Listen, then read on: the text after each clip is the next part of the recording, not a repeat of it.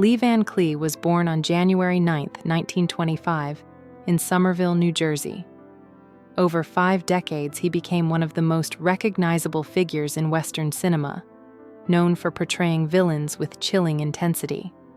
His sharp features, rugged build, and piercing eyes made him the ideal choice for cold, calculating antagonists. Yet Van Cleef's story was more than just villainy. It was a tale of persistence, reinvention, and mastery of craft. Born to a watchmaker father, he learned precision and discipline early. Later, he served in the U.S. Navy during World War II as a radio operator, experiencing combat that would shape his hardened on-screen persona. After the war, he studied engineering at the University of South Carolina but was soon drawn to Hollywood.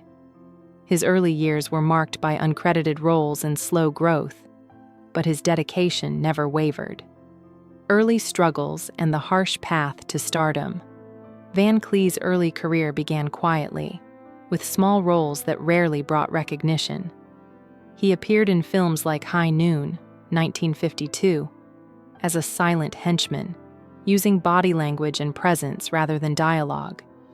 His angular face and intense gaze made him perfect for villain roles, and Hollywood quickly typecast him as the ruthless outlaw.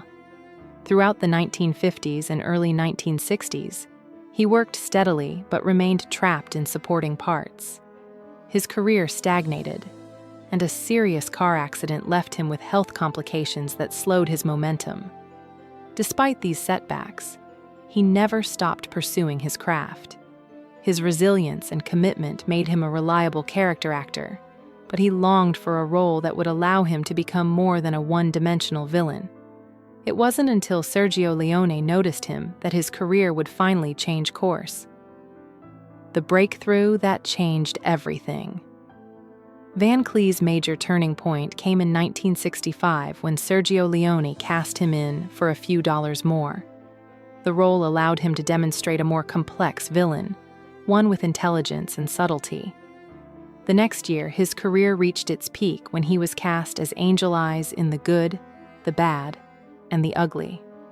While Clint Eastwood was the film's iconic hero, Van Cleef's portrayal of the ruthless bounty hunter stole scenes and left a lasting impression. His performance was marked by a chilling calmness, a sense of controlled cruelty that made his character unforgettable. Critics and audiences recognized him not only as a villain, but as a force of nature. Angel Eyes was not merely evil. He was disciplined, methodical, and terrifyingly competent.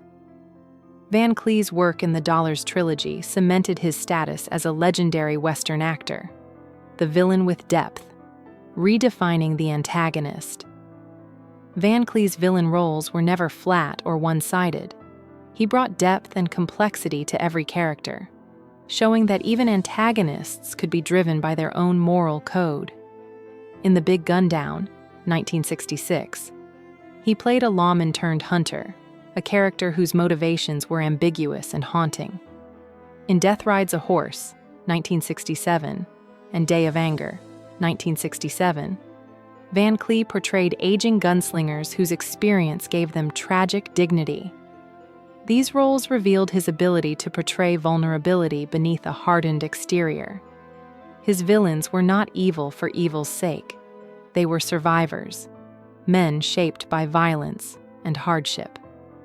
Through these performances, Van Cleef transformed the Western antagonist from a simple obstacle into a figure of psychological depth. He became a master of understated menace, proving that a villain could be as compelling as the hero. From westerns to action, expanding his range. Although he became famous through westerns, Van Cleef refused to remain confined to the genre. In the 1970s and 1980s, he began appearing in action films and television, reaching new audiences. In The Octagon, 1980, he appeared opposite martial arts star Chuck Norris, and in Escape from New York, 1981, he played the menacing Hawk. These roles introduced him to a younger generation and showed his ability to adapt to modern storytelling. Van Clee also appeared in TV series like The Master, 1984, where he played a martial arts expert. His commanding presence and distinctive voice made him a natural fit for these roles. By shifting genres, he proved that his talent was not limited to Western archetypes. Even as the Western era waned, Van Clee remained relevant, continuing to evolve and maintain his influence in Hollywood. The personal life behind the rugged face. Despite his fearsome screen persona, Van Clee's personal life was marked by devotion, struggle, and tragedy. His first marriage to Patty Ruth Cale began in 1943, during the early years of his career. They raised 3 children, including David Allen and Deborah. But the demands of Hollywood and his frequent absences took their toll.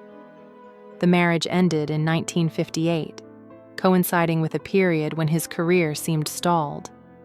In 1960, he married Joan Margery Draw, during the period when his career began to rise again. This marriage lasted until 1974, a time of intense change and growing fame. 2 years later, he married Barbara Havalone, and this union lasted until his death. Barbara stood by him during his later years as his health declined. Through all the ups and downs, Van Clee remained a devoted father, even as he carried the weight of his legendary villain roles. A mark of devotion. The Finger Incident. One of the most poignant stories about Van Clee's personal life involves a tragic accident while building a playhouse for his daughter, Deborah. He lost the last joint of his right-hand middle finger in the incident. Though the injury could have ended his career, it became part of his rugged image. He learned to conceal it during performances, but colleagues knew it as a symbol of his dedication to his family. It was a physical reminder that the man behind the villain was a father willing to risk himself for his child.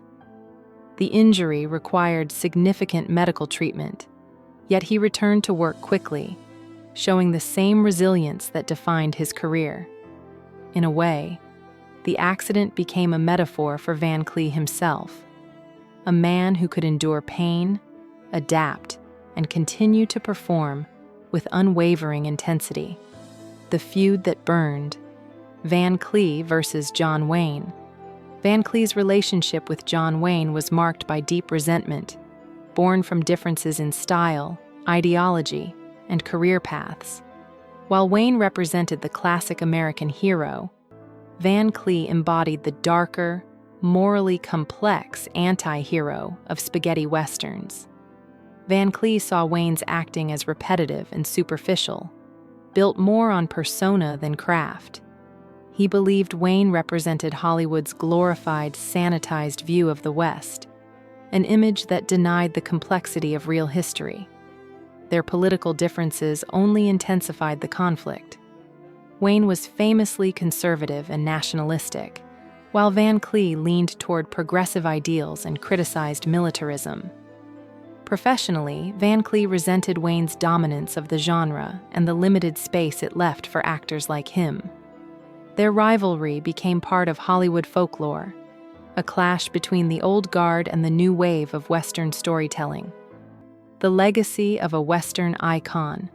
Van Clee died on December 16, 1989, from a heart attack, ending a career that had redefined the role of the villain in Western cinema.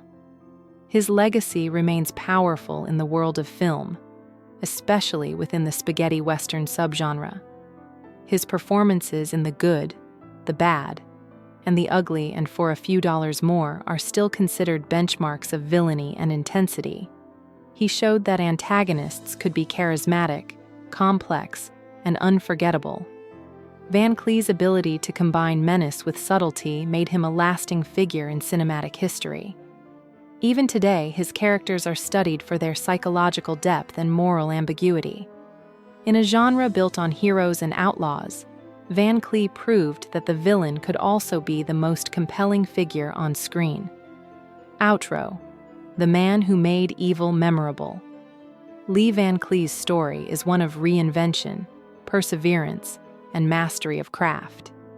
From uncredited roles to international fame, he transformed himself into a symbol of villainy that remains unforgettable. He used his sharp features, intense gaze, and quiet intensity to create characters that were more than mere antagonists. They were complex men shaped by hardship. His feud with John Wayne, whether myth or truth, symbolizes the clash between two eras of Western storytelling. In the end, Van Clee's greatest legacy is not the hatred he felt, but the way he elevated the villain into an art form. He remains a defining figure in Western cinema, a reminder that darkness can be as compelling as light when portrayed with skill and conviction.